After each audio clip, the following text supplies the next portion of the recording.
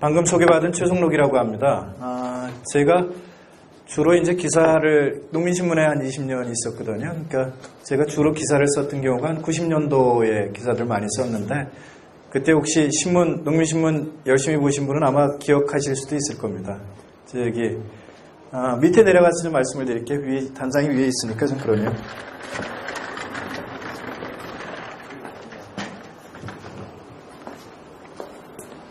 올해 모내기들 다들 하셨죠? 예. 작년에 날씨가 좀 안 좋았죠. 근데 벼도 그래서 벼농사도 작년에 별로 안 좋으셨죠? 어떻습니까? 어떠셨어요? 작년에 벼농사요? 괜찮으셨어요? 그럼 콩농사는 좀 어떠셨어요? 콩농사도 작년에 침수 지역이 좀. 예. 그 외에는 그냥 괜찮으셨어요? 근데 이제 보통의 경우를 보면 벼농사는 날씨가 아무리 나쁘더라도 평균 수확량에서 크게 떨어지지가 않죠. 평균 담보당 한 500kg 수확하다가 날씨 좀 나쁘더라도 한 430 이런 정도가 되죠. 근데 콩농사는 어떻습니까? 날씨가 많이 나쁘거나 그러면 어느 해에는 아주 잘 되고요. 어느 해에는 거의 수확을 못하는 경우들도 경험해 보시지 않으셨어요? 어떻습니까? 그런 경험들 하시죠? 근데 그게 왜 그럴 것 같습니까? 이유가 왜 그럴까요? 예? 병충해요? 기후. 그럼 벼는 병충해 또 안 그런 거예요. 벼도 마찬가지로 기후 부분들 영향이 있는데. 병충해나 기후보다는요, 벼는 지금 재배 방법이라고 하는 부분들도 거의 일정하게 다 보급이 돼 있고요. 그 다음에 벼라고 하는 작물의 생리에 대해서도 모든 분들이 다 아시는 거예요. 그래서 날씨가 나쁘면 나쁜 대로, 좋으면 좋은 대로 어떻게 재배 기술을 갖고 가야 하는지를 아시니까, 여러분들이 아니까 이게 작물 생산량 자체를 아무리 날씨가 나빠도 어느 일정 수준은 유지할 수 있는 겁니다. 근데 반면에 콩은 아마 여러분들 벼만큼 콩은 오래 재배하신 작물입니다. 그럼에도 불구하고 콩이라고 하는 작물의 생리가 어떠냐 이렇게 물어보잖아요. 작물이 도대체 어떤 생리 갖고 있는지 물어보면 아시는 분 전혀 없어요. 제가 비근한 예로 한 가지만 딱 질문 드려볼게요. 제가 지금 경기도 고양에서 왔습니다. 고양에서 파종하는 거하고요, 여기 울진에서 같은 날 파종을 했어요. 그러면 콩이 어디가 먼저 수확이 될 것 같습니까? 고양이 먼저라고 생각하시는 분 손 들어주세요. 고양이 먼저다. 자, 그러면 울진이 먼저다라고 생각하시는 분. 울진. 자, 다시 적어가면 울진이라고 지금 답변하신 분이 한 3분 계셨고요. 대부분 이제 고양이라고 말씀을 하시는 경우인데, 실제 고양이라고 생각하시는 분이 대다수입니다. 그래도 여기 지금 서너 분 정도는 울진이라고 말씀하시는 분, 그런 분들이 계신데 아주 외적입니다. 제가 어느 지역 한 무대 갔더니 목포입니다. 목포 지역 가서 제가 했더니 한 분도 목포가 먼저 된다고 얘기하시는 분이 없어요. 근데 사실은 목포가 20일 정도 빠릅니다. 울진도 20일 정도 빠릅니다.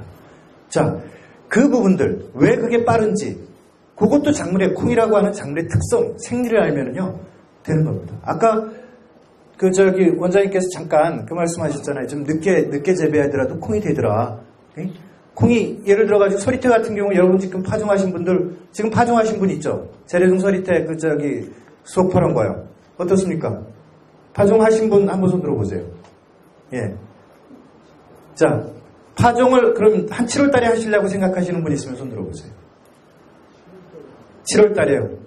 여러분들은 작년 경험을 하셨기 때문에 7월달 하시는 게 가능하다고 생각을 하시는데 7월달에 파종하는 거하고요 5월달에 파종하는 거하고 수량 차이가 배 이상 차이가 납니다.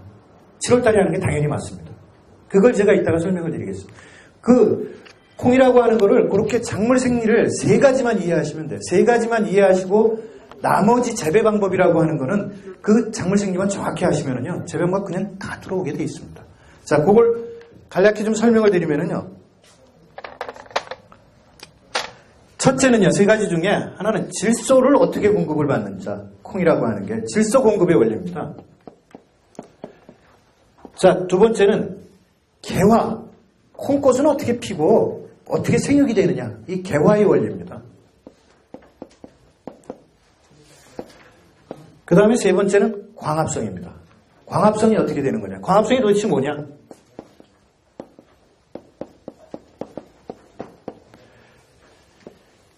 이 3가지만 여러분들이 정확히 아시면은요, 지금 현재 콩 담보당 한 150에서 200kg 하신다고 하면은 요것만 아시고 나서 대응하셔도 300kg까지는 무난하게 올리실 수 있습니다.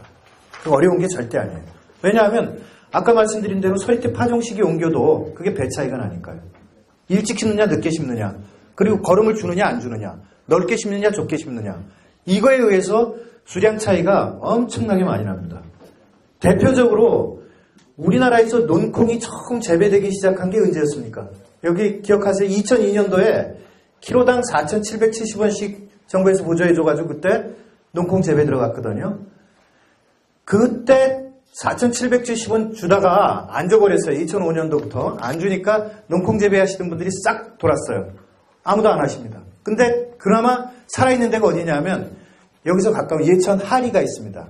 예천 하리면이 있고 괴산 불정면이 있는데 이 농가들 처음 담보당 수확량이요. 담보당 수확량이 150kg 정도밖에 안 나왔어요. 근데 한 10년 콩농사 짓다 보니까 지금 거기 담보당 수확량이 300kg입니다. 잘하는 농가들 380kg 합니다. 왜? 작물 생리를 알아가는 겁니다. 작물 생리를 알아가니까 실수가 별로 없고요. 작물 생리 모르면은 논에다가 여러 줄 심어가지고요. 습해 다 받아버리면 다 망하는 거잖아요. 그러니까 다 외줄, 고구마처럼 외줄 심어야 한다는 걸 몇 번 실패의 과정들을 거치면서 그걸 아는 겁니다. 논에다가 만약에 몇 줄 이렇게 심어 놓잖아요. 작년같이 비 많은 해에는 논콩 거의 수확을 못하는 상황이 만들어집니다. 자, 그것도 원리, 이런 생리를 이해하면서 나타나는 현상이거든요. 자, 그래서 좀 말씀을 드리면요. 제가 강원도 주재기자를 했던 경우가 95년도, 6년도에 농민신문 강원도 주재기자를 했어요. 그때 95년도, 6년도에 고성 산불이 있었죠. 산불이 있고 여기 가까운 임원 산불도 있었고 제가 알고 있기에는 여기 그 울진 쪽에도 산불이 좀 그때 심하게 났었던 거 기억을 하는데 오다가 보니까 임원 쪽에 뭐 이렇게 오다가 저 그래서 사실은 임원에 연구가 있어가지고 어제 거기서 자고 그렇게 하고 왔는데 그 산불 난 지역이에요. 딱 그 나무가 보니까 인공조림을 제대로 못한 것 같더라고요. 아카시아 나무가 거의 대부분 그냥 덮여 있더라고요. 아카시아 나무가 왜 그 산불난 지역 같은 데 덮여 있을까요? 예? 왜 그럴까요? 여기 옛날에, 여기 6.25 때, 여기도 민둥산 되고 그랬었나요? 사방공사 이쪽 했나요? 사방공사 할 때 뭘로 했습니까? 아카시아 나무죠. 자, 그냥 자연조림 하는데도 아카시아 나무가 살고, 여기 이런 데 하는데도 아카시아 나무가 갖고 있어요. 아카시아 왜 아카시아 나무를 할까요? 왜 아카시아 나무가 살까요? 예? 콩과작물이요. 예, 정확하게 말씀하십니다. 콩과작물입니다. 아카시아 나무가. 자, 콩과작물은 모든 변화 이런 거는 질소 시비를 해줘야지 생육이 돼요. 질소를 공급을 안 해주면 질소 공급을 안 해주면 생육을 못 합니다. 근데 딱 유일한 작물, 질소 공급을 안 해줘도 잘하는 작물이 있습니다. 그게 콩과작물입니다. 콩 왜? 콩뿌리에 보면 뿌리 혹이 있죠. 아카시아도 여러분들 혹시 그 기억이 있으실지 모르겠는데 아카시아 나무 뽑아보잖아요. 조그만 거 뽑아보면 다 뿌리 혹이 있습니다. 이 뿌리 혹이라는 게 뭐냐 하면 뿌리혹 박테리아라고 하는 세균이 사는 집입니다. 근데 이 뿌리혹 박테리아라고 하는 세균은 어떤 경우냐 하면 우리가 공기 중에 질소가 있어요. 이거를 사람이 활용을 못합니다. 그래서 화학비료를 만들어서 요소를 만듭니다. 이걸 인위적인 과정을 거쳐가지고. 근데 이 뿌리혹 박테리아라고 하는 세균 녀석은 이 공기 중에 있는 질소를 끌어들여가지고 작물한테 줘요. 그러니까 거름 안 줘도 제일 잘 자라겠죠. 예?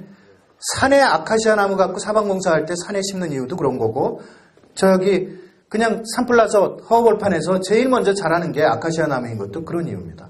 자, 그러면 이 콩과작물에는 뭐가 있을까요? 팥, 녹두, 강낭콩 다 이런 거 콩과작물입니다. 여러분들 자운형 같은 거 있죠? 예? 그런 것도 다 헤어리 배치 뭐 이런 거 다 그게 콩과작물입니다. 그래서 이건 유익한 작물이죠.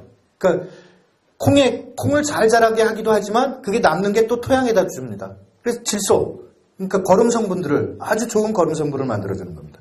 그래서 연작을 하다가 보통 연작을 하면 콩과작물을 윤작을 시켜주면은요 그 토양 자체가 많이 좋아진다고 하는 거죠. 자, 근데 이 콩과작물의 콩이 그러면 실제로 얼마만큼 질소를 공급해 줄까요? 얼마 공급해 줄 것 같습니까? 요소로 치면 요소 한 10포대 정도 된다고 생각하십니까? 자, 이게요, 12kg 정도입니다. 300평에 12kg. 그냥 우리가 12kg라고 하니까 딱 개념이 안 닿는데요. 콩 100kg을 생산하려면 이 질소가 몇 킬로 정도 필요하냐면 딱 잡아서 한 7kg 필요합니다. 100kg 생산하려면. 그러면 이 뿌리옥 박테리아가 갖고 있는 질소, 요 양 자체만 갖고도 콩은 300평당 150kg 생산할 수 있죠. 예? 150kg 이상이요. 그래서 옛날에 여러분들 거름 안 해도 콩 잘 되는 이유, 그게 이 뿌리옥 박테리아가 요만큼 해주는 겁니다. 해주기 때문에 여러분. 근데 만약에 아이고 저기 잘 몰라가지고 땅에다가 요소 거름을 줬다, 요소 질소 뭐 이런 걸 줬다 그러면 어떻게 될까요? 우리 남이장님 어떻게 될 것 같습니까? 요소 생산량이 더 높아지죠. 예? 생산량이 더 높아지죠. 요소 거름 주면 생산량 높아질까요? 네. 아니 너무 많이 주면 안 되지만 적정량을 주면. 근데 실제로는 요소를 아까 말씀드린 요소가 조금만 많이 들어가도요, 이 뿌리옥 박테리아가 안 붙습니다. 왜냐하면은 콩이라고 하는 놈은요, 얘한테 질소를 받아먹잖아요. 받아먹으면 콩도 뭘 줘야 될 거 아니에요. 먹이를 줘야 되는 겁니다. 우리가 콩알로 가는 거 있잖아요. 여기 광합성 해가지고 당이 생산되는 건데 요 먹이를 이 뿌리옥 박테리아한테 줘야 되는 겁니다. 근데 질소가 만약에 그 토양 내에서 질소 성분이 많잖아요. 그럼 콩이 굳이 먹이를 주면서까지 이 뿌리옥 박테리아가 붙게 해주질 않아요. 그러면 요소 성분으로 이렇게 자랍니다. 그래서 만약에 질소 성분이 많은 거는 콩이 웃자라기만 하지 실제 격까지 나오지도 않고요. 그런 문제가 생기는 거예요. 근데 요게 아무리 많이 흡수해야 돼요.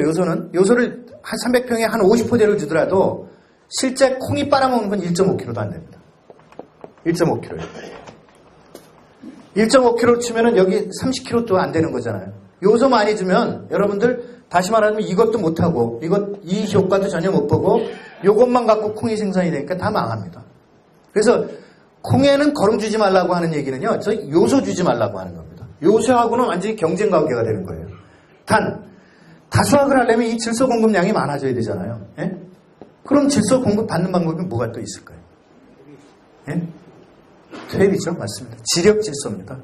유기물이 미생물을 분해하는 과정에서 근데 이 퇴비는 이 요소하고 달라가지고요, 속효성이 아닙니다. 천천히 들어가는 거예요. 그러니까 뿌리옥 박테리아도 붙게 하면서 그 질소도 서서히 필요하게 공급을 해주는 겁니다. 그래서 여러분들 소똥 같은 경우를 상배평당 한 5톤, 4톤, 뭐 3톤 뭐 이런 정도 해주면 이 요소의 이 퇴비에 의한 공급량이 이게 한 10kg 이상 넘어갑니다. 그럼 이 10kg가 아프면 이것도 150kg 정도 되잖아요. 그래서 제대로 거름 이렇게 해주면 300kg 정도가 쉽게 만들어지는 겁니다. 여러분들 예를 들면 대표적으로 이렇게 굳이 복잡하게 하지 않아도 감자 후작이나 양파 후작 있지 않습니까?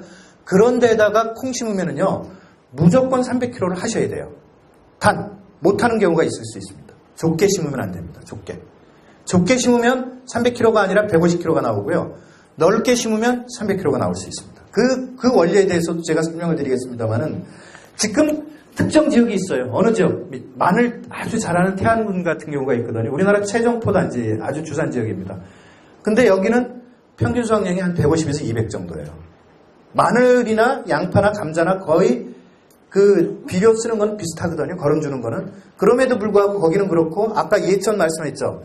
예천 할이나 괴산 불정 같은 데는 감자 후작으로 380까지 나옵니다. 감자나 양파 후작으로 380까지 나오는데 그 이유는 뭐냐면 넓게 심기 때문에 그렇습니다. 태안은 좁게 심고. 요것도 이 광합성 부분들하고 관련이 되어 있는 건데 그건 조금 이따가 제가 설명을 드리도록 하겠습니다. 자, 요렇게 이 콩가작물은 질소를 공급해 주기 때문에 뿌리옥 박테리아가 질소를 공급해 주기 때문에 요소 시비하지 말아야 되고, 또 다수학을 하려면 거름을 유기질 비료 같은 거 제대로 퇴비 같은 걸 제대로 주면 이 다수학이 된다. 이런 부분들, 이 원리를 정확히 이해를 하시면 첫 번째 중요한 겁니다. 자, 두 번째요. 아까 제가 질문 드렸죠. 이거 왜 안 지워지네? 질문 드렸죠. 왜 고양이 울진이 콩이 먼저 되는지요? 그게 개화 반응하고 관계 있는 얘기거든요. 개화가 한 가지만 더 여쭤볼게요. 가로등 밑에 콩 심어 보셨어요? 예? 시험 봤습니다. 콩 어떻게 됐든가요? 잘 안 됩니다. 어떻게 안 되든가요? 개화가 오래 갑니다. 예? 열매가 안 맺습니다. 열매가 안 맞죠? 예. 꽃이 나중에 아주 한참 뒤에 피고, 그 다음에 이제 결국 꼬투리가 안 맺히죠. 그것도 개화 반응하고 관계가 있는 겁니다. 콩은요, 이런 겁니다. 단일식물입니다. 단일식물이라고 하는 건 뭐냐면, 해가 짧아지고 한 달 정도 지나야지 꽃이 피는 겁니다. 그러니까 해가 제일 길 때가 언제죠? 하지죠. 하지 전후에서 한 달 정도 지나야지 꽃이 핍니다. 우리나라 올콩 있죠? 세월콩이라고 해서 4월달, 5월달에 심는 콩들이 있어요. 요거는 온도에 반응합니다, 개화가. 그래서 온도가 30도 정도 올라가면 확 피는데, 이 올콩류를 제외하고는 다 빛에 의해서 반응을 하는 겁니다. 자, 근데 아까 가로등 같은 경우가 있다 그러면은요, 계속 해가 비치는 거랑 똑같은 역할이거든요. 그러니까 꽃이 안 피는 겁니다. 계속 길어지니까. 마찬가지로요, 남쪽이 해가 길까요? 북쪽이 해가 길까요? 어떻습니까? 울진이 해가 길 것 같습니까? 고양이 해가 길 것 같습니까? 고양이 길. 예? 고양이 길죠. 예. 그럼 어떻게 하셨어요?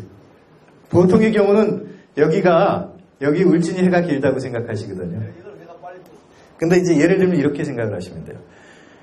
모스크바에 백야 현상이 있다고 그러죠, 여름에. 예? 자, 북쪽으로 가면 해가 지질 않잖아요. 해가 지질 않는 현상이 있어요. 그건 그만큼 북쪽으로 올라갈수록 해가 길다는 얘기거든요. 보통 한 서울하고 여기하고 치면 한 15분 정도 차이 날 겁니다. 이 일조 기준이. 그러니까 요게 해가 더 짧으니까 개화가 빨리 되겠죠. 예? 콩이 이제 울진이 저쪽보다 개화가 빨리 되는 겁니다. 서울이나 고향보다. 자, 두 번째는 온도는 고향이 높을까요? 여기가 높을까요? 예? 당연히 높죠. 생육은 온도에 의해서도 반응하잖아요. 여러분들 하우스에다가 심어놓으면 온도 뜨거우면 훨씬 잘 자랄 거 아닙니까? 마찬가지죠. 온도는 높고 일장은 짧으니까 개화가 빨리 되겠죠. 그 다음에 성숙도 빨리 되겠죠.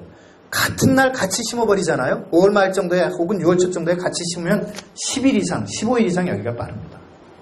고향보다. 그 이유가 요 개화하고 아주 직접적인 관련이 있는 겁니다. 그래서 아까 기술원장님 그 말씀하셨잖아요. 7월 20일 날 심었더니 그래도 콩이 되더라. 그리고 여기 기술센터에 7월 3일 날 심었는데 콩이 그래도 꽤 되더라. 그 말씀을 하셨는데 콩은 안 되지는 않죠. 근데 7월 20일 날 심은 콩은 어떻게 됐을까요? 예? 자, 조금 자라고 나서요. 키가 조금 했을 때 꽃이 펴버리죠.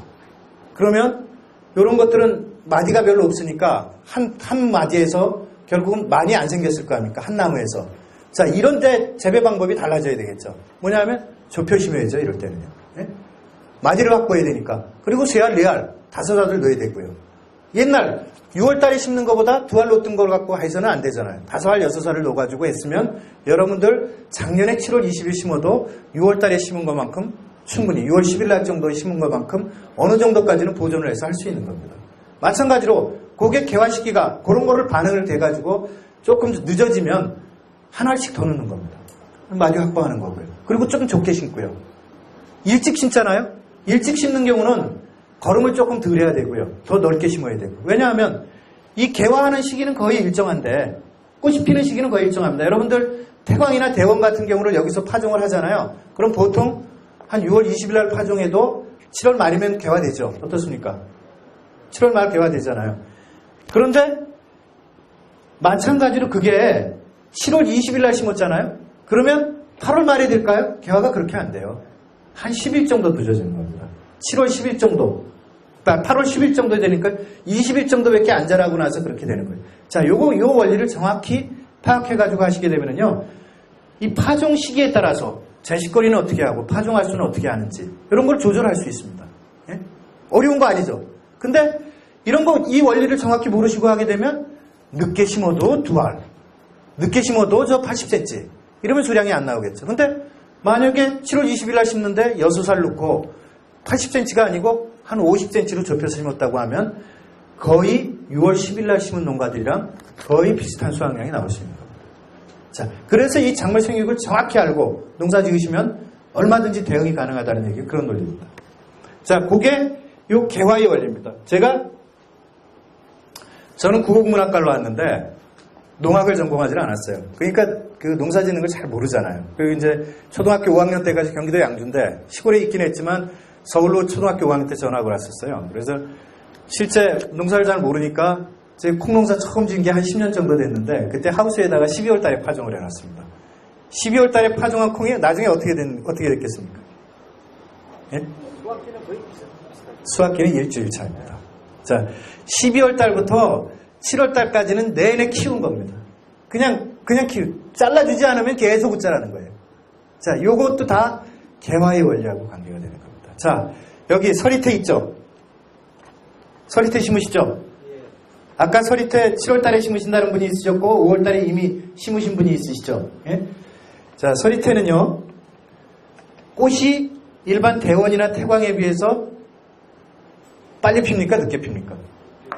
예? 늦게 피죠? 15일, 10일에서 15일 정도 늦습니다. 개화가. 그러니까 같은 날 심어도요, 6월 10일 날 같은 날 심었다고 하면 서리태가 15일 늦습니다. 15일. 자, 개화는 늦고요. 두 번째, 품종 특성이 서리태는 웃자라죠. 가만 놔두면 넝쿨 뻗죠. 예? 자, 그러면 이 웃자람입니다. 품종 특성이. 이거를 오히려 일반 메주콩 지금 아직 안 심으셨는데 일반 메주콩보다 더 이른 지금 5월달에 이걸 파종을 하셨단 말이에요. 그럼 어떤 결과가 될까요? 예? 그냥 영양생장만 계속하는 거죠. 웃자라는 거죠. 웃자라기만 하는 거죠. 그러니까 꽃이 안 핀 상태에서 계속 웃자라야 되니까 이거는 정말 순지르기를 계속 해주지 않는 한에 있어서는 못 먹는 겁니다. 어느 지역이나 제가 보통 1년에 강의를 한 20, 30군도 다니는데 어느 지역이나 가서 공통적으로 듣는 얘기들 중에 하나가 우리 지역은 서리태가 안 된다라고 얘기하십니다. 왜 안 되겠습니까? 안 되는 이유는 딱 하나예요. 너무 일찍 심으시기 때문에 그렇습니다. 그러면 왜 일찍 심느냐? 옛날에요. 한 30년 전에는 서리가 일찍 왔습니다. 10월 초에 된설이 내리기도 하고 그랬으니까 일찍, 그나마 조금이라도 일찍 심어가지고 이 된설이 피해보려고 일찍 심었던 게 관행화됐던 겁니다. 근데 지금 서리가 엄청 늦어졌잖아요. 뒤로 늦어졌단 말이에요. 한 달 정도가 거의 늦어졌습니다. 이 기후변화를 반영을 안 하시고 서리태 파종 시기를 그냥 놔뒀기 때문에 그런 겁니다. 재작년하고 작년이 서리가 조금 일찍 왔어요. 그래서 예를 들어서 북쪽에서 재작년에 10월 15일하고 10월 18일 날 정도에 서리가 된서리가 내렸습니다. 이런 지역에서 7월 달에 심은 콩들은 서리가 채 알곡이 들어서기 전에 된서리를 맞았기 때문에 잎이 손상이 오잖아요. 그럼 광합성이 안 되는 겁니다. 조금 이따서 알이 들어차지 않는 현상들이 있었습니다. 그래서 북쪽에서는 서리가 그러니까 이상기후 때문에, 이것도 최근의 이상기후 때문에 서리가 된서리가 일찍 올 것 같으면 한 6월 10일 정도까지 앞당겨서 심어주는 건 괜찮은데 너무 앞당기면 아무것도 못하는 경우입니다. 그러니까 여러분들, 올해 5월달에 심으신 건 어쩔 수 없는 경우고요. 내년도에는 최소한 일반 메주콩보다는 늦게 심으세요. 여기서 6월 25일 날 메주콩 심으신다고 하면 6월 말일 뭐 이렇게 심으셔도 됩니다. 그러니까 예를 들어서 작년도에 전남 영광에서 서리태 한 8,000평을 노래다 하신 분이 있어요. 8,000평 한꺼번에 파종하려니까 쉽지 않잖아요. 그러니까 이제 순기 파종이 된 거예요. 제일 수확이 많이 나온 게 7월 3일 날 파종한 거였습니다. 7월 4일 날 파종한 건 한 400kg 가까이 했어요. 근데 조금 일찍 한 게 제일 수확이 안 나와요.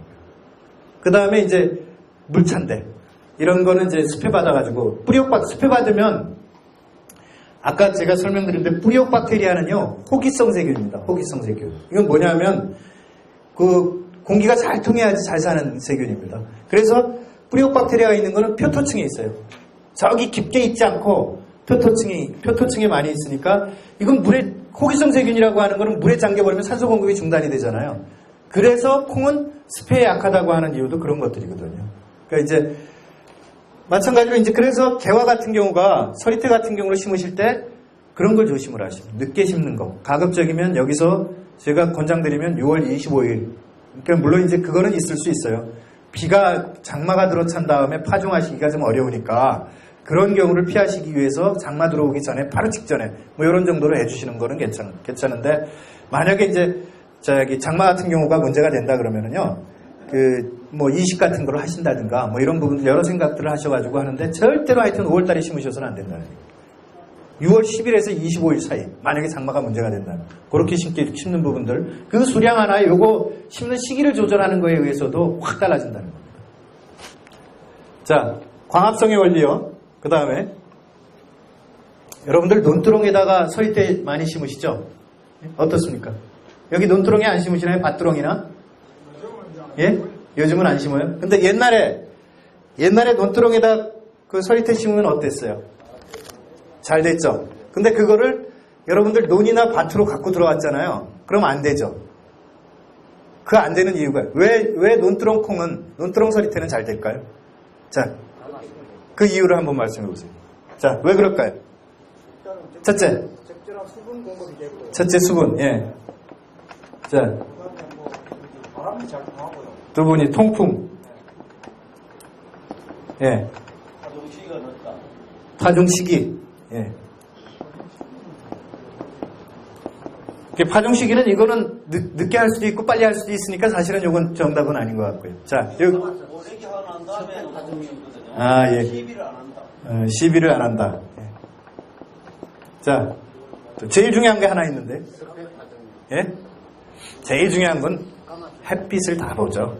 예? 양쪽 옆으로 해서 햇빛이 다 보이는 겁니다. 빛.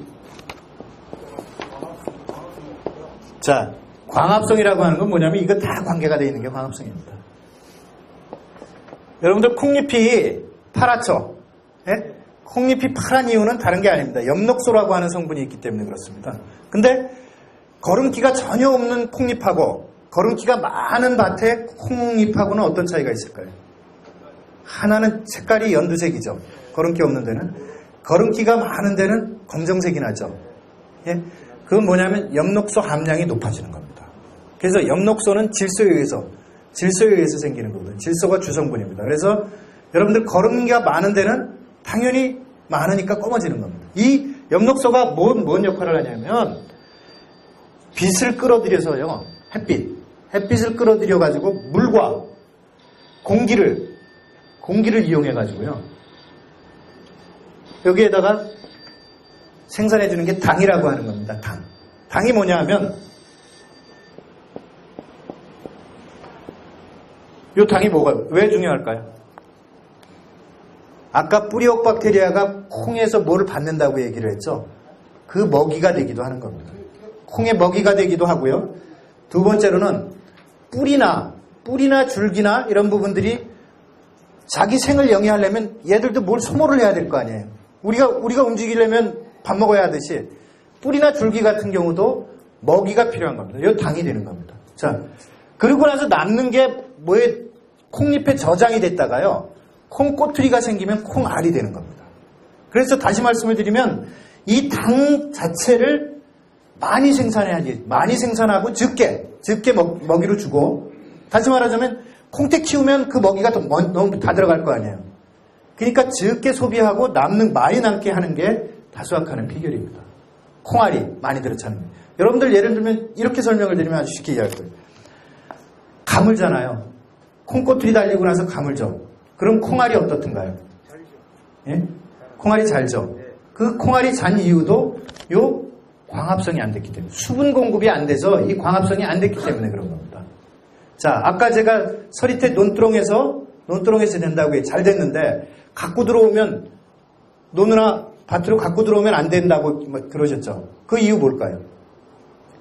욕심이 나서 그렇습니다. 사람이 욕심이 나니까 논두렁은 그냥 뭐 두 개, 세 개 이렇게 두 개만 이렇게 쭉 두 줄로 한 줄로 이렇게 심어 놓잖아요. 근데 논으로 들어오면 단위면적당 생산량이 뭐 이런 거 많이 생산해야지. 이걸 하니까 좁히거든요. 그래서 좁히는 정도가 어느 정도로 좁히냐 하면 꽃이 피기 전에 여러분들 다 헛골이 안 보일 정도로 다 좁게 심습니다. 그러면 망하는 겁니다. 콩 다수확하는 제일 큰 비결은요. 이게 질소 공급, 개화 뭐 이거 다 중요하지만 제일 딱 하나 중요한 거. 정말 제일 중요한 거는 그겁니다. 헛골이 콩이 제일 자랐을 때요. 콩이 제일 자랄 때는 언제냐면 꽃이 피고요. 꽃이 피고 열흘을 지날, 이게 그 꽃이 피게 말하자면 사람으로 치면 아이를 갖는 건데요. 열흘 지날 때까지 키가 큽니다. 요 키가 상당히 큽니다. 초기에는 한 엽이 나오는데 여러분들 발화하는데 보통 5일 걸리죠. 그리고 초생염 나오는데 5일 걸리고 제일본염 나오는데 한 4일 걸리고 그렇습니다. 근데 요 꽃 피고 나서는요, 한 엽이 나오는데 하루면 나옵니다. 그래서 10일이면 20cm가 커버려요. 예? 그래서 이 20cm 클 것까지 다 감안해서 이 콩태가 제일 컸을 때 아랫니까지 햇빛을 봐야 돼요. 그 전에 만약에 이 헛골이 안 보이고 그렇다고 한다면요, 그거는 광합성이 안 돼서 안 되는 겁니다. 그래서 제일 중요한 거는 여기서 이렇게 이걸 헛골이라고 보면 제가 이렇게 콩태 제일 컸을 때 이 헛골이 살짝 보일까 말까 하는 수준. 요게 되면 아랫니까지 햇빛을 다 보는 겁니다. 그래서 이걸 넓게 심어줘야 되는 거예요. 그게 보통 지금 옛날에 우리 표준 그 재배법 여러분들이 이제 뭐 대원이나 태광 그 저기 복종 종자 나오면 거기에 심으라고 하는 그 제식거리 있잖아요. 거기 보면 60에 15 뭐 60 단위로 나오는데 최근에 이제 그걸 진흥청에서 좀 바꾼다고 저걸 하잖아요. 그동안에 우리 땅심도 상당히 좋아졌고요. 온도도 높아졌고 그러니까 이걸 옛날 방식으로 30년 그게 30년 전에 표준 재배법이거든요. 그걸 함부로 못 바꿔요. 그러니까 이제 그거 계속 나왔는데 그대로 하면 콩 꽃 피기 전에 다 덮여준다. 수확량이 안 나오는 거예요. 그거보다 최소한 20-30%는 넓게 재배를 해줘야 합니다. 그래서 보통 한 6월 10일 정도의 파종 시기도 관계가 있는데 6월 10일 정도의 파종을 한다 그러면 품종에 따라서 대원 같은 경우는 한 80cm 돼야 되고요. 그리고 포기 간격은 20cm. 그 다음에 서리태 같은 경우는 조금 더 늦게 심더라도 이웃자라는 품종이잖아요. 그리고 개화 시기가 저거 하니까 생기고 왕성하니까 90cm 띄우고 30cm 저거 하고 그래야지 아랫니까지 햇빛을 보는 조건을 만들어서 다 수확을 하는 겁니다. 근데 대부분의 여태까지 여러분들 농사 지을 때는 그러셨을 거예요. 꽃 피기 전에 아마 다들 찼을 겁니다. 꽃 피기 전에 안 차고 그러면 이게 농사 잘못됐다고. 무슨 뭐 콩농사 이렇게 전왔냐고 그렇게 다들 얘기하실 거예요. 그 비근한 예로 그때 순지르기를 해서 아주 짧게 잘라버리는 경우들이 있거든요. 이게 너무 세다, 너무 이제 못 자란다 싶으면 그 순지르기를 하는 농가를 갖다가 주변에서 어르신들이 엄청나게 걱정을 많이 합니다. 뭐 이렇게 다 키워가지고 콩을 그렇게 잘라버리면 도대체 뭘 먹겠냐. 나중에 보면은요 그런 콩이 제일 잘 되는 겁니다. 왜냐하면 딱 아랫니까지 햇빛을 볼 수 있는 조건을 만들기 때문에. 근데 초기에 꽃 피기 전에 농사 정말 잘 된 것처럼 보이는 콩 있죠? 하나 통 못 먹는 거예요. 안 나오는 겁니다. 그거는 섬농사를 지은 겁니다. 섬농사, 그 콩대 농사 지은 거예요. 그러니까 콩은 남들이 봐서 아이고 저거 진짜 아무것도 못 먹겠어. 이렇게 되는 콩들이 제일 잘 되는 겁니다. 그 이유가 뭐냐면 요 광합성하고 관계가 있는 경우고 꽃 피고 나서도 그렇게 20cm 정도 자라기 때문에 그렇습니다. 그 원리를 정확히 이해하고 거기에 맞춰가지고 농사를 지으시면 여러분들 요것만 하셔도 기억하시겠죠? 생각나시는 5월달에 심는 거하고 6월달에 심는 거하고 차이가 그만큼 한 배 정도 나이가 나요. 지금 여러분들 재배하는 방법 있잖아요. 많이들 이쪽으로 와 있기는 하지만 그래도 세부적으로 보면 아직 안 되는 부분들이 있을 거예요. 좀 욕심나가지고 좋게 심는 부분들도 있으실 테고 조금 걱정이 돼가지고 반 놀리는 거 그냥 저거 하니까 너무 일찍 심는 경우도 있으실 테고 이런 것들을 감안해가지고 내가 보니까 이건 좀 너무 일찍 심었구나. 너무 좋게 심었구나. 뭐 이렇게 해서 이걸 바꿔주셔야 하는 겁니다. 이해되시죠? 어려운 거 하나도 없죠? 여러분들 요 세 개만 정확히 이해하셨으면 이제 콩농사 300kg 하신 거예요. 요 300kg에서 유기농으로 300kg 하시면은 작년에 한 7,000원 기본적으로 넘게 받으셨잖아요. 아까 기술원장님 그러시잖아요. 그럼 37이 20일 210만 원입니다. 210만 원이면 어떻습니까? 벼농사 거의 2배 반 정도 되죠. 예? 그러니까 어려운 게 아닙니다. 콩이라는 게. 그리고 뭐 퇴비 같은 거 만드시기 어려우면 유기질 비료, 유박비료 같은 경우 줘버리면 되니까 그 유박비료로 한 5포대 뭐 이런 정도 뭐 이렇게 하시면 되니까 그거 큰 문제들 아니거든요. 자, 여기까지가 제가 작물의 생리에 대해서 여러분들한테 말씀을 드린 거예요. 다시 한번 그럼 복습하는 차원에서 첫째 뭐라고 그랬죠? 예? 질소입니다. 다른 생각하시지 마세요. 아카시아를 생각하세요. 아카시아 나무가 잘 자란다. 이 아카시아 나무가 잘 자라게 하기 위해서는 어떻게 해야 된다. 요소 주지 말아야 된다. 퇴비 주면 된다. 이런 것들 기억하시면 돼요. 자, 두 번째. 개화라고 그랬죠? 개화는 뭐가 중요하다고 말씀드렸죠? 자, 이건 심는 시기하고 바로 관계가 있고요. 말씀하신 대로. 자, 그러면, 늦게 심을 경우에는 좁게 심고, 빨리 심을 경우에는 넓게 심고, 이런 부분들, 다 요걸 감안해서 적절하게 해주시면 된다는 거고. 광합성이요. 자, 아랫니까지 햇빛, 이건 다른 거 기억하실 거 없어요. 아랫니까지 햇빛 들어갈 수 있게. 그러니까 논두렁콩. 요거는 광합성은 논두렁콩이다. 논두렁콩만 생각하시면 딱 되는 거예요. 요렇게 해서 요걸 정확히 기억하셔가지고 농사에 활용하십시오. 자, 지금 그 한 장짜리 종자처리콩 재배 시 반드시 지켜야 할 사항, 요 부분들도 사실은 여러분들 여기 유기농업 하시는 분들도 있고 그냥 일반 농업 하시는 분들도 계시죠? 근데 많은 분들이 유기농업에는 해당이 안 되는 부분들도 상당히 있어요. 예를 들어서 제초라든가 이런 부분들. 근데 그건 일단 이해를 하시고 들으십시오. 그러니까 제가 유기농업 전문가는 아니니까 유기농업 하시는 분들보다는 오히려 제가 모자란 부분들도 있을 테니까 그건 일반 관행 농사 하시는 분들 중심으로 좀 말씀을 좀 들어주셨으면 좋겠고요. 거름 아까 다 요 세 가지 적정 시비 방법 및 시비량, 파종 적기 및 제식거리, 관수 요게 사실은 요거하고 다 관계가 있는 겁니다. 요 질소 공급의 원리, 그 다음에 개화의 원리, 그 다음에 광합성의 원리인데 시비하는 부분들은 아까 말씀드린 대로 뿌리옥 박테리아 많이 착생시키려면은 절대 요소 비료 주면 안 되는데 화학 비료도 주시는 게 않는 게 좋다는 얘기예요. 다 수확하는 방법은 아니라는 얘기예요.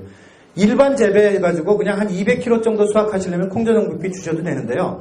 이걸 500kg 정도 수확을 하시려면 이 뿌리옥 박테리아가 자기 역할을 더 많이 하게끔 많이 붙게 해줘야 돼요.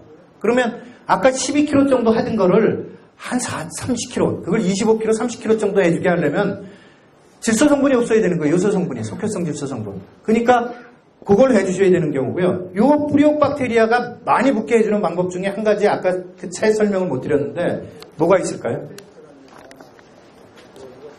콩 지었던 그 밭에 흙을 갖다 뿌려줘. 그건 제가 이따가 설명을 드릴게요. 그 부분 말고요. 뿌리옥 박테리아가 많이 붙으려면은 아까 호기성 세균이라고 했죠.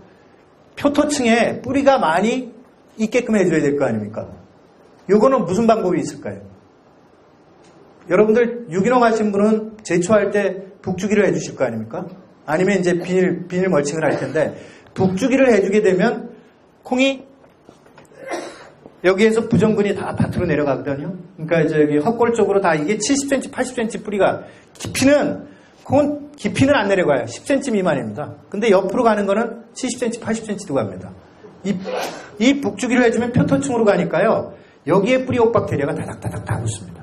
그래서 이 뿌리옥 박테리아로 해가지고 수량이 높아집니다. 북주기 한 번 해줄 때마다 보통 한 15% 정도 수량이 높아진다고 보십니다. 그래서 두 번 해준다 그러면 한 30% 정도 올라갑니다. 그러면 북주기 해주면 첫째는 이런 효과도 있지만 제초되죠. 그 다음에 가뭄 같은 경우 토양 통기성 좋아지니까 가뭄 피해 별로 없죠. 습해 별로 안 보죠. 왜냐하면 물 빠짐 다 좋게 해주니까요. 여러 가지 이점이 있습니다. 그래서 그 북주는 거 일일이 손으로 주실 필요 없고 관리기로 좀 넓게 심어가지고요. 관리기로 한 번씩 이렇게 두 번 정도만 한 20일 지나서 한 번, 그 다음에 30일 지나서 한 번 정도. 이렇게만 해주시면 요 질소, 이 뿌리옥 박테리아 질소 공급 많이 해가지고요. 여러분들 수량이 비약적으로 높아집니다.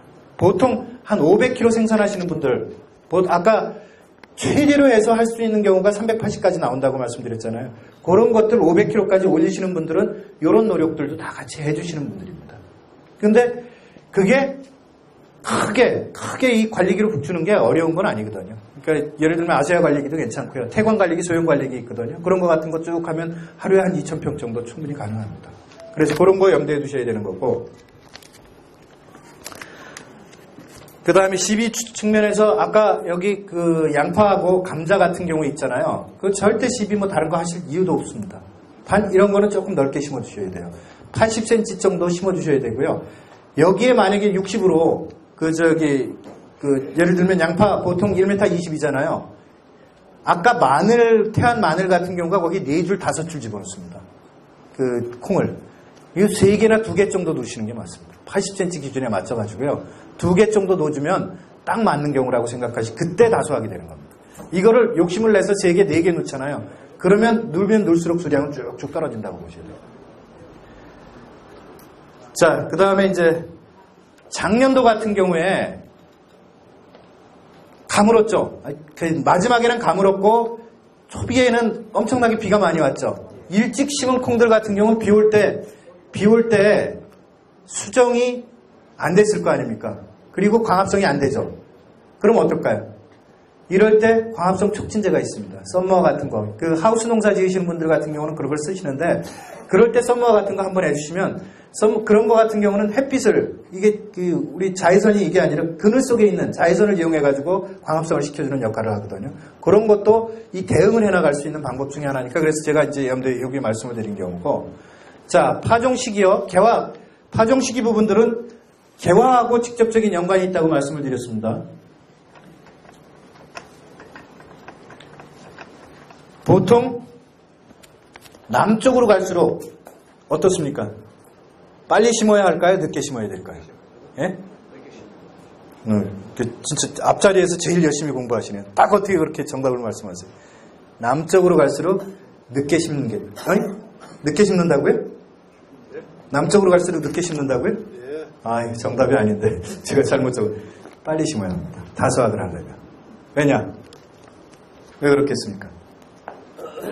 개화가 빨리 되잖아요. 생육이 빨리 되잖아요.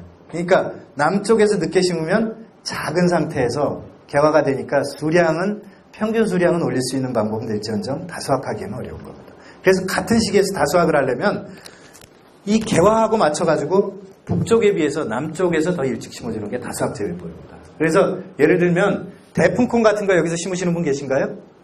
대풍콩 같은 경우는 키가 작은 품종이잖아요. 물론 거름기가 많으면 그것도 키 커지긴 하지만 일반적으로 그냥 봤을 때 대풍콩은 6월 10일 정도에 이 지역에서 심어야지 다수학을 합니다. 그걸 만약에 뒤로 늦춰가지고 6월 20일, 30일 가잖아요. 수량이 갈수록 떨어집니다. 근데 북쪽에는 예를 들어 제가 사는 경기도 같은 데는 6월 20일 날 심어도 됩니다. 왜냐하면 개화 시기가 그만큼 늦어지기 때문에 마디를 확보할 수 있거든요. 그래서 여러분들이 여기서 재배하는 방법 중에 그러니까 제가 이게 개화 시기를 빠르다라고 하는 건 상대적으로 말씀을 드리는 거지 5월달 심으라 이렇게 심으라고 말씀드리는 게 아니에요. 그러니까 6월 10일 정도 6월 25일 심는 것보다 6월 10일 정도에 심는 게 품종에 따라서는 다수학할 수 있다. 그 대원 같은 경우도 물론 이제 거름기가 양파구작이나 감자구작 같이 거름기가 많은 데는 좀 늦게 심어도 되지만 그냥 거름기가 많지 않은 데다가 심을 경우에는 가급적이면 6월 15일 정도 아니면 10일 안짝으로 이렇게 심어주시는 게 수량 측면에서 남쪽에서는 다수학하는 방법이다. 그리고 아까 거름기가 많으냐 적으냐에 따라서 80cm 거름기 그냥 평균 정도 되면 한 80 넣고요. 거름기가 정말 너무 많다. 그러면 90cm 넣고 거름기가 없다 그러면 70cm 이런 간격을 이렇게 조절해 주시고요. 만약에 이런 간격을 조절하기가 어렵다 그러면 포기 간격을 기준은 20cm에 놨다가 요거를 거름기가 많으면 30cm로 더 늘리고요. 서리태 같은 경우가 정말 이 이런 간격을 다 만들어 놔가지고 외줄로 다 타놨는데 그렇게 했을 경우에 포기 간격을 40cm 만약에 70으로 해놨다 그러면 한 40 정도로 늘려주셔야 되는 겁니다. 그러니까 90에 30이 기본이 되지만 여기에 맞춰가지고 그 일항을 좁혔다고 하면 포기 간격을 넓혀주고 그렇게 해주시면 햇빛을 받는 그 모든 부분들은 콩대가 제일 자랐을 때 햇빛을 받는 그 조건 맨 아래까지 그 조건에 나름대로 생각을 하셔가지고 재배 방법을 그렇게 변형을 주시면 되는 겁니다. 자, 세 번째.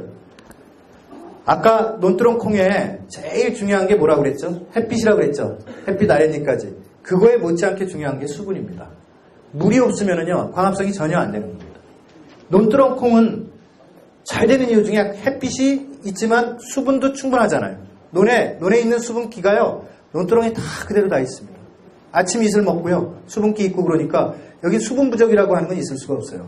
근데 밭에다가 심을 경우에, 논에다가 심을 경우에 수분 걱정 안 해도 되죠. 오히려 수분이 과다 때문에 문제가 되는데, 이렇게 생각을 하시면 돼요. 논에는 그 광합성이 제일 필요한 게가 꽃 피고 나서 광합성이 필요하거든요. 이 꽃 피고 나서 수분이 없으면은 일주일 간격으로 만약에 비가 안 온다 그러면 무조건 물을 내줬다가 빼세요. 논에는. 그러면 여러분들 전혀 이 수분으로 인해서 광합성 안 돼서 문제가 되는 경우는 있을 수가 없습니다. 밭에도 그렇게 해주셔야 되는데, 밭에 사실은 물 주기가 쉽지 않으시잖아요. 뭐 스프링클러 시설 해놓으신 경우라고 한다면 저거지만 만약에 이럴 때 그런 거 감안하신다고 하면 밭에는 가급적이면 북주기를 해주시는 게 좋습니다. 그래서 토양 통기성 좋게 해줘가지고 밭에서 다수확을 하시려면 가급적이면 북주기 해주시는 게 좋다. 그러니까 이제 제초하는 방법 중에 유기농 하시는 분들이 두 가지가 있을 거 아니에요.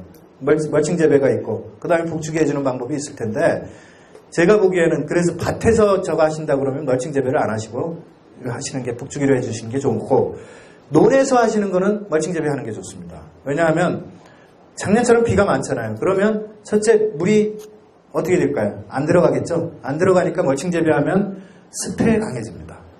그러니까 그런 측면에서 훨씬 낫고요. 그 대신 밭은 북주기로 해결을 하시는 게 낫다.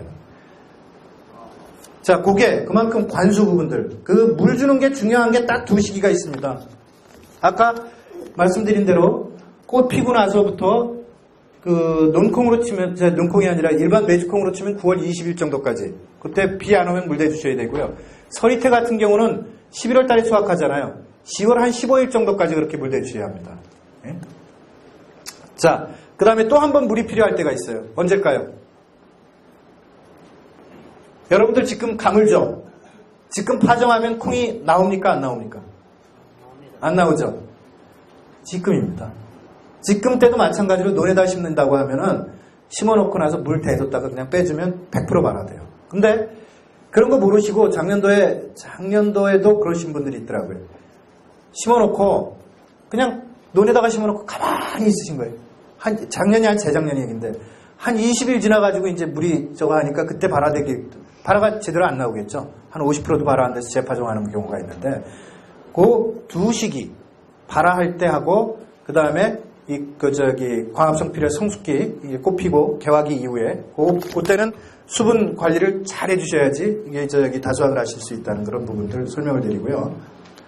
그 다음에 이제 밑에 재배 시 유의사항은 모든 콩 재배하는데 이 단계마다 필요한 부분들을 제가 좀 설명을 해놓은 경우인데 논콩 처음 하신 분들 계세요?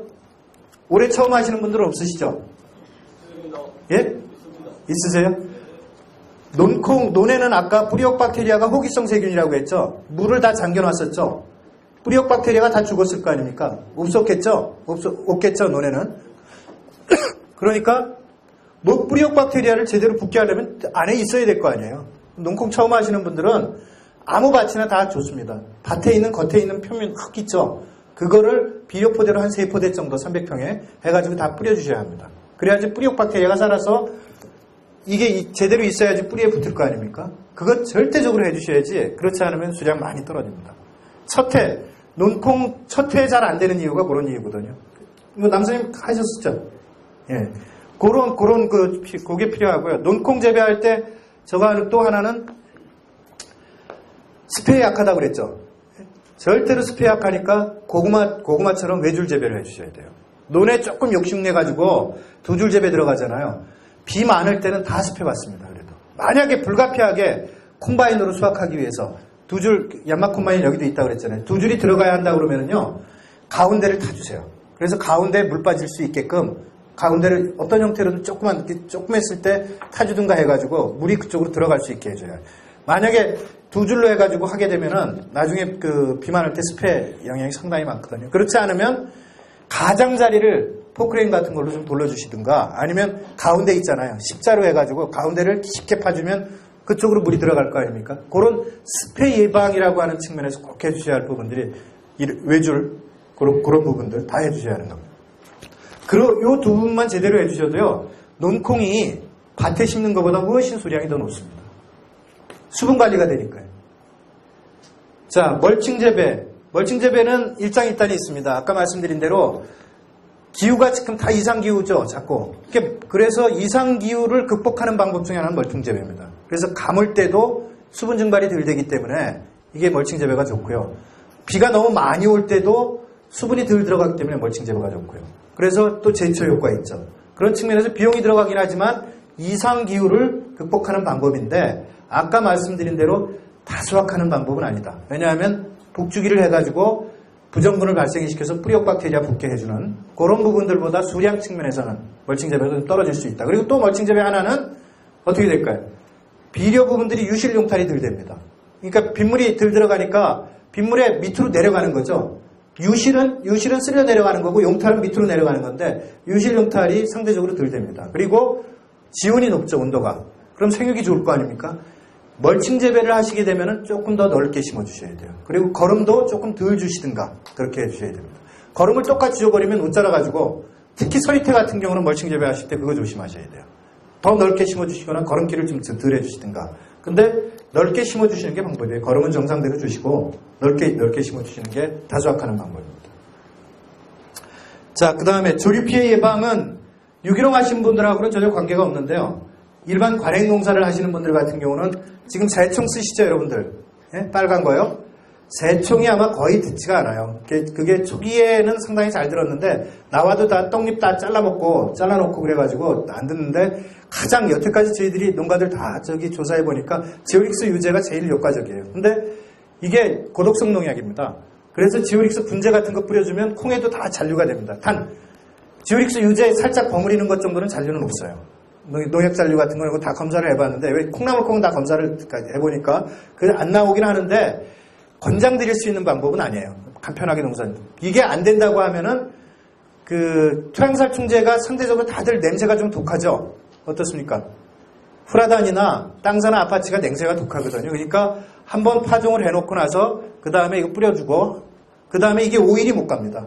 이제 상대적으로 지오릭스보다 이게 덜 들어가니까 그 다음에 발화가 되잖아요. 오일 뒤에. 그때 또 다시 한번 뿌려주시고 그러면 요 냄새 때문에 새들이 안 달려듭니다. 결국은 조수는 우리가 방법이라는 게 없어요. 결국 냄새로 쫓을 수밖에 없습니다. 걔네들이 싫어하는 냄새를 우리가 찾아가지고 그렇게 하는 수밖에 아니면 울타리 쳐가지고 좀 전기 울타리 뭐 이런 거 치든가. 근데 그건 너무 비용이 들고 사람한테 또 해를 끼칠 수 있으니까 쉽지 않은 부분이거든요.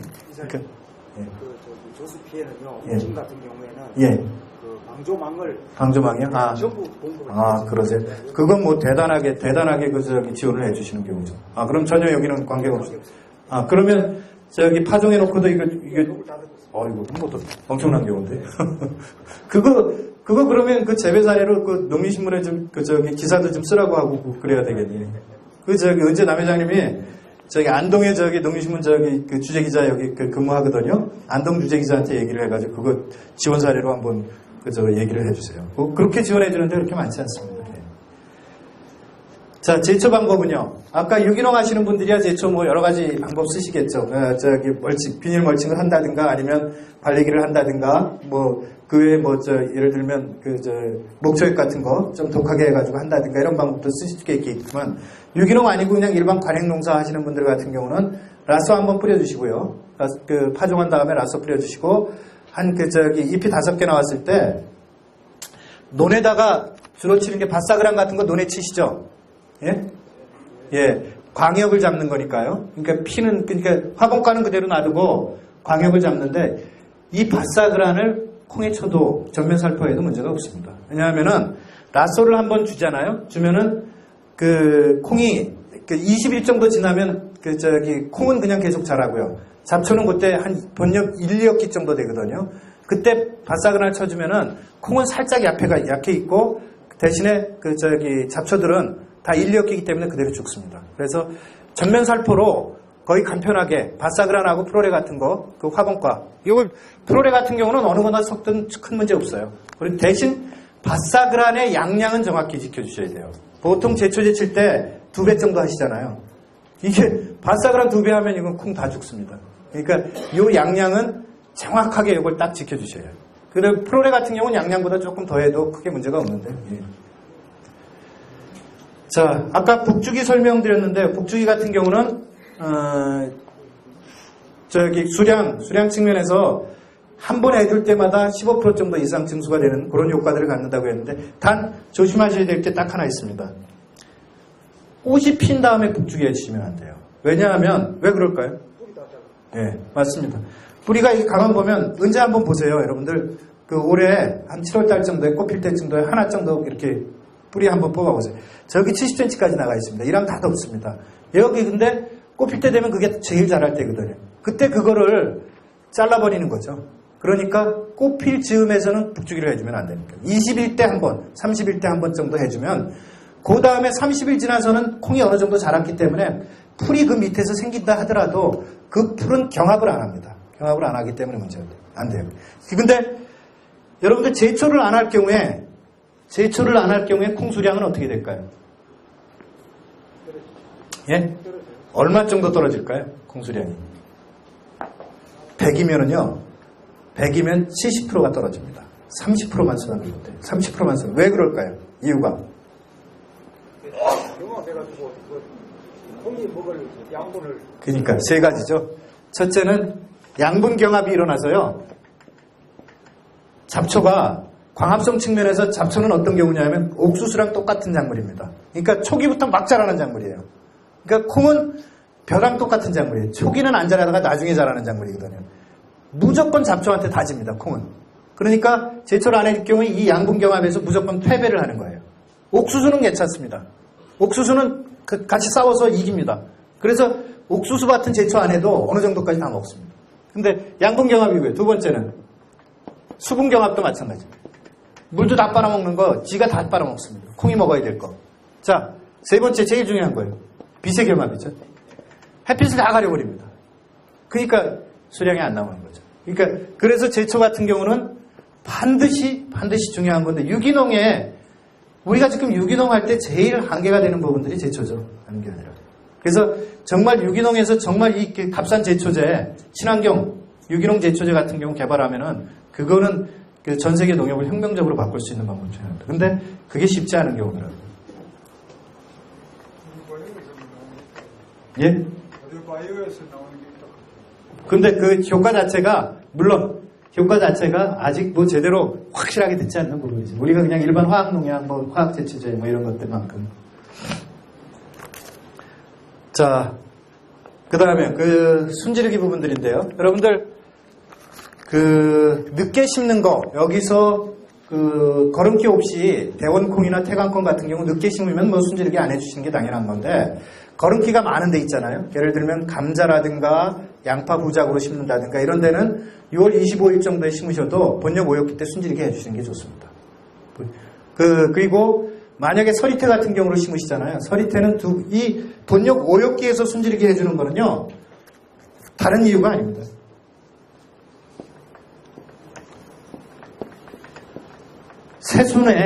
새순에는 뭐가 있을까요? 생장점이 있죠. 요걸 잘라주는 게 순지르기잖아요. 여기에는 옥신이라고 하는 생장 호르몬이 있습니다. 우리 눈에는 안 보지만 이 호르몬을 그대로 놔두면은요, 이 사람이 키 크듯이 그냥 키만 멀대같이 크는 겁니다. 이 격가지, 요 옥신이 있으면 요 격가지에도 이 옥신을 집어넣어 주거든요. 곁순에. 그럼 이런 게 있으면 곁순이 튀어나오질 않아요. 그래서 요걸 잘라주면 요게 여기에 안 들어갑니다. 들어가는 게 억제가 되면서 이게 격가지가 나오는 겁니다. 우리가 순지르기, 1차 순지르기를 해주는 가장 큰 이유는 요거를 생장점을 잘라주는 거예요. 이 생장 호르몬을 없애주는 겁니다. 그래서 격가지 많이 튀우기 위해서 격가지가 나와야지 거기에 마디가 생길 거 아닙니까? 마디 많이 확보하고 거기에 그래서 꽃이 피고 그래서 거기에 열매가 맺히는 겁니다. 꼬투리가 달리는 거니까. 그 1차 순지르기는 그런 효과입니다. 그래서 메주콩 같은 경우는 요런 1차 순지르기만 해주셔도 뭐 적절하게 광합성이 될 수 있는 조건들이 많은데 서리태는 요것만 갖고는 안 됩니다. 서리태는 더 훨씬 잘하거든요. 우짜라는 품종이기 때문에 서리태 같은 경우는 꽃 피기 전에 반드시 잘라주셔야 합니다. 아까 꽃 피고 나서 20cm 자란다고 얘기했죠. 예? 20cm 자라는 걸 감안해가지고 잘라주셔야 합니다. 그러니까 꽃 피기 전에 한 40cm 정도 남겨놔야지 한 60cm 돼야지 적절할 거 아닙니까? 그런 정도의 부분들을 감안하셔가지고 과감하게 잘라주시는 게 좋습니다. 안 잘라주면 어떻게 되느냐? 그럼 서리태 안 잘라주면 넝쿨 뻗죠? 넝쿨 뻗는 거 보이시죠? 안 잘라주면 넝쿨이 뻗는 겁니다. 그러면 넝쿨 뻗으면 어떻게 될까요? 아까 말씀드린 대로 광합성이 된 그 당 성분을 다 넝쿨들이 들어갔으니까 하니까 콩알이 자라가지고 거의 먹을 게 없습니다. 자, 그래서 그 순지르기 부분들 중요한 거고요. 그 다음에 노린재요. 유기농 하시는 분들은 노린재 방지할 때 어떻게 하세요? 트랩이요? 트랩은 효과가 좀 있긴 있죠. 근데 뭐 그게 100% 되는 경우는 아니고요. 그리고 그거 좀 비싸죠. 근데 뭐 정부에서 보조 받을 테니까 트랩보다는 그 작년도에 농가들 보니까 저 미꾸라지 망 있죠. 미꾸라지 망이 더 효과적이더라고요. 값도 좀 싸고. 그러니까 뭐 한 5, 6천 원이면 하고 여러 군데 설치해가지고 미꾸라지 망 안에다가 얘네들이 이제 노린재가 비린 거하고 단 거 좋아하거든요. 그러니까 뭐 서리태 같은 경우가 달잖아요. 이 단 거 좀 넣어주거나 아니면 비린 거, 그 멸치 대가리나 멸치 이렇게 놔주면 거기 들어가서 그냥 죽고 그러는 결과들을 볼 수 있고요. 그 다음에 그 코스모스 싫어해요.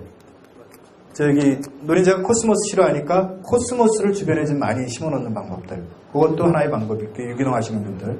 그럼 유기농 아니신 분들은 노린재 방제약을 꼭 쳐주시는 게 좋습니다. 노린재는 진액을 빨아먹어가지고 노린재 방제를 안 하면 콩은 이럴 것 다 키우고 다 했는데도 불구하고 나중에 수확이 안 되는 콩밭이 있어요. 그건 노린재 방제 안 했을 때 그런 것들이 가장 대표적으로 나타나는 겁니다.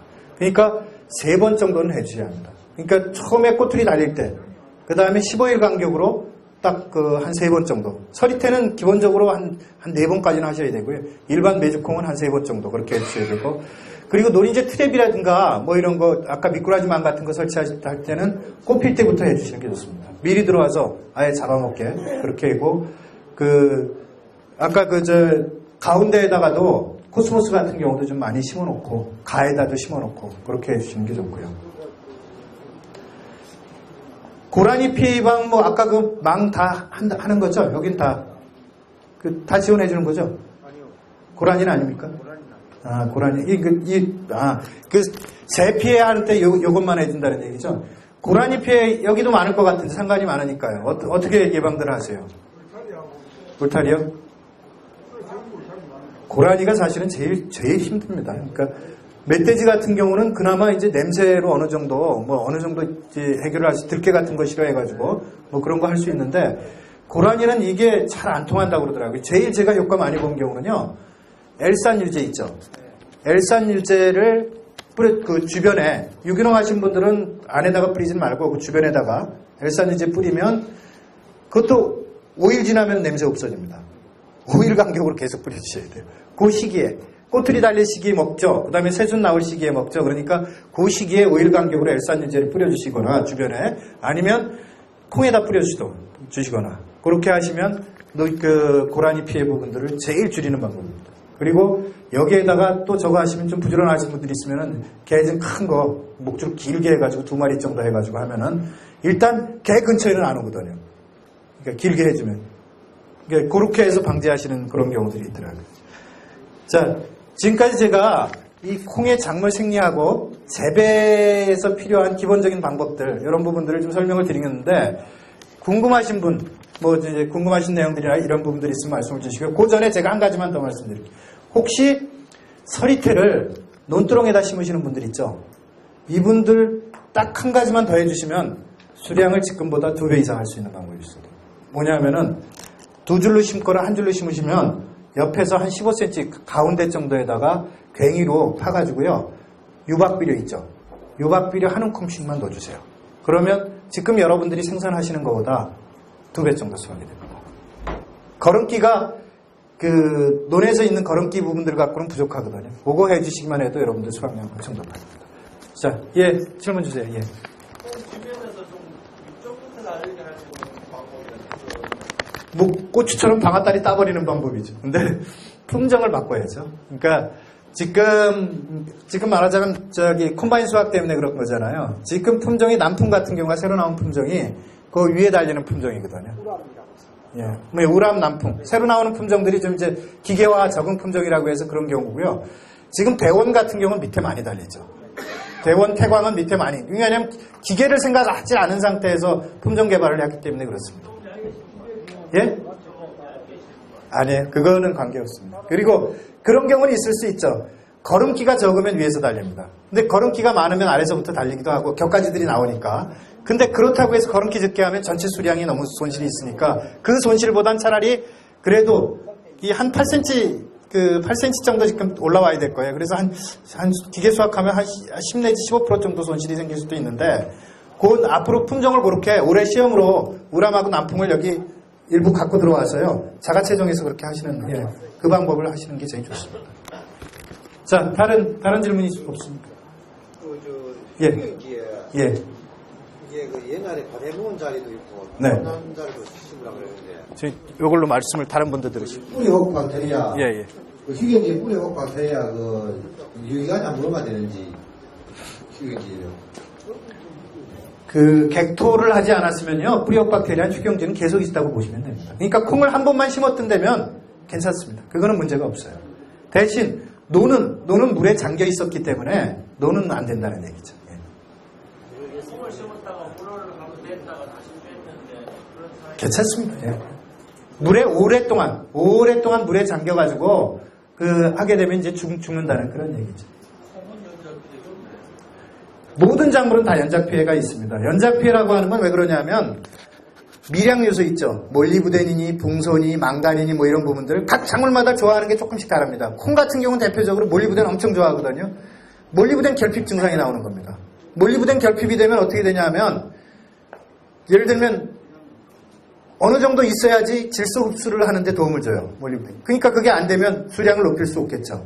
그러니까 3년 정도 하면 연작 피해가 분명히 다 있습니다. 근데 그걸 해결할 수 있는 방법은 퇴비를 적절하게 주면 그 퇴비 안에 다 미량 요소들은 다 있거든요. 그러니까 그걸 해결하고 아니면 미량 요소 제제 이런 것들을 좀 적절하게 활용을 하시면 그 부분들 연작 피해를 어느 정도 극복하시면서 하실 수 있는 경우입니다. 예를 들면 중국 같은 경우는요. 저는 이제 중국에도 콩농사적으로 하는데 아마 깜짝 놀라실 거예요. 25만 헥타예요. 한 농장이. 25만 헥타면 우리나라 벼 재배 면적이 88만 헥타잖아요. 우리나라 벼 재배 면적의 한 4분의 1 정도가 한 농장이 되어 있습니다. 근데 여기서부터 대구까지, 그러니까 서울에서부터 대구까지 가는데 계속 다 그렇게 콩밭입니다. 그런데 콩밖에 못 심어요. 다른 작물을 심을 수 없어요. 아주 추운 지역입니다. 90일 안에 수확을 하는 데인데 그런 데는 연작 피해, 당연히 콩만 계속 심으니까 연작 피해 볼 수밖에 없잖아요. 걔네들 농법 기가 막힙니다. 다 미량 요소 같은 거 있잖아요. 다 살포합니다. 그 안에서. 그래서 걔들 수확량이 우리나라 콩 수확량보다 그래도 훨씬 높습니다. 한 230 정도 나오니까. 우리나라 평균 수확량 150에서 170이거든요. 기후에 따라서. 우리나라 콩 수확량 아까 나쁜 이유는 그겁니다. 제식거리. 이게 너무 좁은 거예요. 기후 환경의 변화 이런 걸 반영하지 않은 제식거리 때문에 그렇습니다. 자, 침수 한계 시간이 몇 시간이에요? 보통 한 3일 정도 보시면 되는데요. 만약에 침수가 됐다 하더라도요. 요소 연면 시비 해주시면 어느 정도 극복 가능합니다. 작년도 같은 경우 그래서 요소 시비 해주신 분하고 연면 시비 해주신 분하고 그렇지 않으면 죽어버리거든요. 요소 공급을 해줘가지고 그 뿌리가 양분 흡수를 못하거든요. 질소 흡수 못하고 질소 공급을 못해주고 그 다음에 칼슘 흡수 전혀 못하고 그런 문제가 있으니까 요소 시비해주고 칼슘 위로 집어넣어주고 그러면 많이 극복이 됩니다. 요소 0.3% 용액 정도 해주시면 돼요. 가스알 처리제를 네. 친환경용으로 없습니다. 친환경으로 가능합니다. 예. 아니, 비료 성분이 나온다고. 유기농 안 되는 거죠. 무농약까지는 가능한 거예요. 예. 제가 그때 참, 오늘 누구 오신 분, 아까 정진호 선생님 안 계신가요? 예, 이따가 지금 뭐냐면, 저희가 공급하는 약재 중에 하나가, 잎에 치는 게 있거든요. 잎에 치는 게 있는데, 우리 정진호 선생님이 오이하고, 호박하고 고추에다가 치셨는데, 상당히 효과를 많이 보셨다고 오늘 여기 교육 오셔가지고 드리기로 한 거거든요. 예. 자. 콩은 코팅은 안 됩니까? 코팅이요? 네. 콩 코팅이라고 하는 건 다른 얘기가 아니고요. 뿌리옥 박테리아 많이 붙게 하는 겁니다. 이게, 저희가 종자 코팅제 말씀하시는 거죠? 아니, 그냥 개인적으로. 그냥 개인 코팅이요? 코팅하실 필요가 없죠. 참깨 같은 거 코팅하는 이유가 뭐냐면, 알을 굵게 해가지고 파종 제대로 하기 위해서 하는 거니까, 그런 코팅을 하실 필요가 없는 거죠. 예. 당선인 저희가 종자 처리하는 부분들은 뿌리옥, 코팅을 해가지고요. 뿌리 안에 뿌리옥 박테리아가 좋아하는 물질을 집어넣는 겁니다. 그래서 발화 과정에서 거기 냄새 퍼져가지고 뿌리옥 박테리아가 다닥다닥 붙게 하는 한 2배 이상 더 붙게 해주는 그런 역할을 하는 겁니다. 예. 그것도 이론은 안 됩니다. 예? 됩니다. 그거는.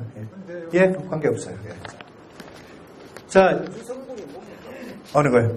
그 저기 광물질이에요, 주성분은. 그리고 자연 천연물질입니다. 그러니까 뿌리옥 박테리아가 좋아하는 그거 그 밝혀주면 근데 저는 뭐 먹고 살라고요. 근데 그 아주 좋은 사람한테도 아주 좋은 겁니다. 자, 그 밖에 다른 점, 예. 스트리트 종자물인데요. 네네. 작년에 종자를 오래 한다고 보관을 잘못해서 네. 종자 자체가 원액이 조금 변했습니다. 어떻게 변했어요? 조금 말라졌고요. 예. 여기에 까만 껍질이 찢어지거든요.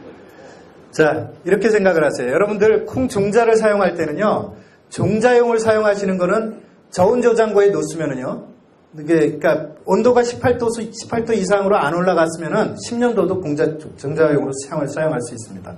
단 이런 겁니다. 탄저병에 걸렸거나 병에 걸렸으면 그거는 안 되세요. 그걸 쓰시지 않는 게 좋고요. 그 다음에 냉동을 해도 마찬가지입니다. 냉동도 괜찮습니다. 근데 30도씨 이상으로 만약에 노지에다 그냥 놔놓고 하게 되면 발화율이 많이 떨어지고요. 아까 껍질이 벗겨지잖아요. 껍질이 벗겨지는 거는 발화하는 데는 문제가 없어요. 근데 발화 과정에서 이게 껍질이 균이 들어가는 것들을 좀 막아주는 역할을 하거든요. 그러니까 균이 들어가서 발화가 문제가 생길 수 있는 경우. 건강한 모가 안 쏘는 그런 부분이 될 수 있죠. 예? 내가 이게 크면은 네, 예. 그늘에만 했잖아.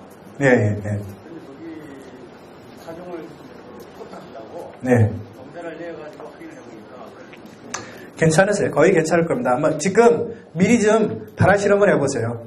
그 저기 뜨거운 데다가 오일이면 가능하니까 발화 실험을 해보시고 하시면 괜찮을 거예요. 예. 친환경 농자재 응삼이라고 있거든요. 응삼이요. 예. 응삼이가 보통 공명다방에 네. 관리를 하는데 네네. 예. 우리 노린재의 어떤 수면 노린재 뭐 그거 가능하실 수 있을 거예요. 근데 노린재 방제 쪽에서는 은행 있죠. 은행 나무 잎이요. 진액 같은 거. 그런 거 같은 경우 활용하셔도 상당히 괜찮을 거고요. 왜냐면 그 냄새가 독하니까 보통 유기농 쪽에서 많이 쓰시거든요. 예. 자, 궁금하신 거 혹시 더 있으시면은요.